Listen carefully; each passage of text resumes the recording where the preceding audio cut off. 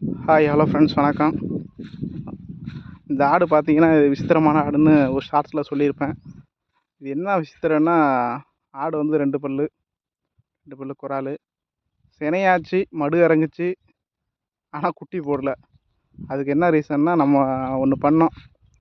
பிபிஆரும் ஈட்டியும் போடக்குள்ள நம்ம டாக்டரை வச்சு போடல. நம்ம ஊரில் ஒரு செம்பரி ஆடு வளர்க்குற ஒருத்தர் வச்சு போட்டோம். அவர் 2 பக்கமும் 2 ஊசியும் ஒரே பக்கம் போட்டாரா, அது என்னன்னு தெரியலை நமக்கு. அவர் தான் எப்போவும் ரெகுலராக போடுவார். அந்த டைம் மட்டும் என்னாச்சுன்னு தெரில. இந்த ஆடு கால் ஒரு மாதிரி நொண்ட ஆரம்பிச்சிட்டு நொண்டி நொண்டி போகுதுங்களா. அந்த நொண்டதோட ஒரு 1.5 மாதம் இருக்கும், 2 மாதம் இருக்கும். மேய்ச்சலுக்கு வரவே இல்லை, வீட்டிலே கிடந்தாவோ.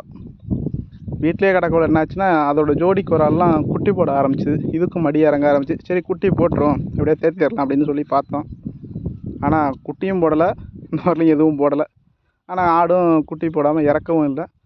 ஒரு மாதிரி அடியில் வயிறு கட்டி இருக்கும் பாரு.